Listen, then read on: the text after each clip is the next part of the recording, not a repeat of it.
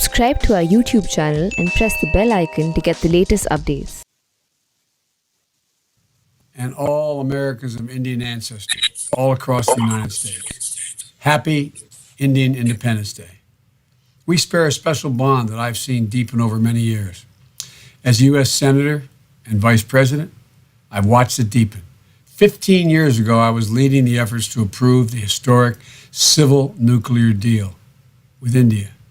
I said if the United States and India became closer friends and partners, then the world will be a safer place. If elected president, I'll continue to believe it and continue what I've long called for, including standing with India and confronting the threats it faces in its own region and along its borders. Expanding greater two-way trades that opens markets and grows the middle class in both our countries. Taking on big global challenges together like climate change and global health security.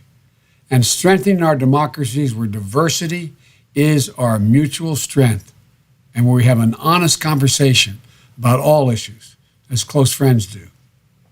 As president, I'll also continue to rely on Indian American diaspora that keeps our two nations together, as I have throughout my career. My constituents in Delaware, my staff in the Senate, the Obama-Biden administration, which had more Indian Americans than any other administration in the history of this country, and this campaign with Indian Americans at senior levels, which of course includes the top of the heap, our dear friend who will be the first Indian American vice president in the history of the United States of America, Kamala Harris. We all know she's smart, she's tested, she's prepared. But another thing that makes Kamala so inspiring is her mother's immigrant story to America that started in India with the pure courage that brought her daughters to this moment.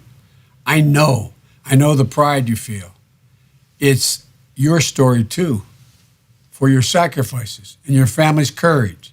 You become pillars of our community and our country. You're patriots on the front lines of this pandemic. And this reckoning of systemic racism, you're making real promise. The promise that America is a place where people of all races and religions can live together in peace. But I know it's hard. My heart goes out to all those of you who have been the targets in a rise in hate crimes and the crackdown of legal immigration, including the sudden and harmful actions on H-1B visas that for decades have made America stronger and brought our nations closer.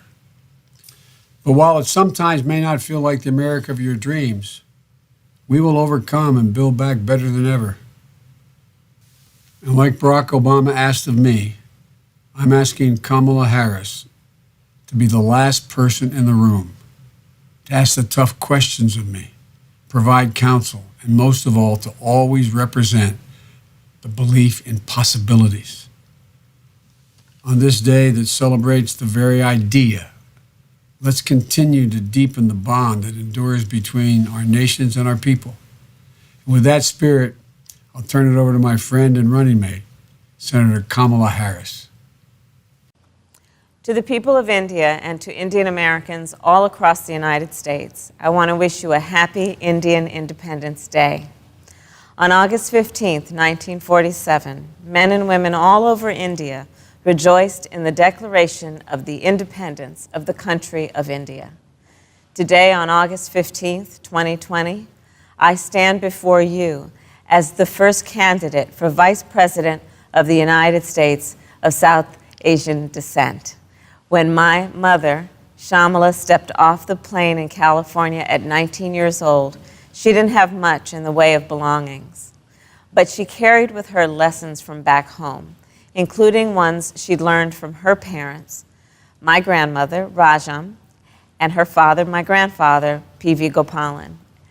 They taught her that when you see injustice in the world, you have an obligation to do something about it, which is what inspired my mother to march and shout on the streets of Oakland at the height of the Civil Rights Movement, a movement whose leaders, including Dr. Martin Luther King Jr., were themselves inspired by the nonviolent activism of Mahatma Gandhi.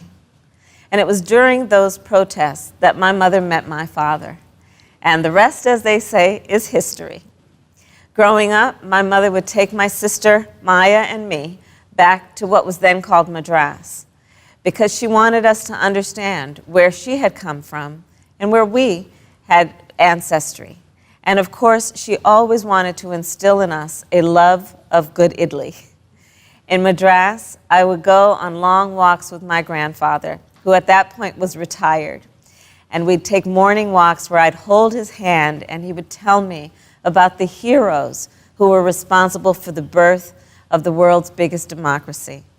And he would explain that it's on us to pick up where they left off.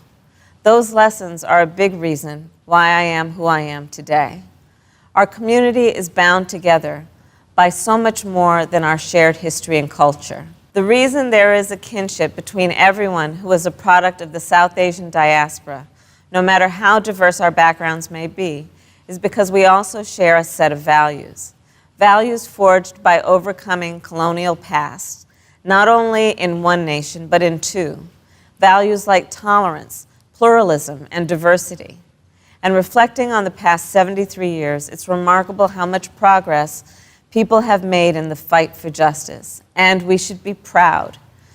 But we wouldn't be if we didn't commit ourselves to building an even better future.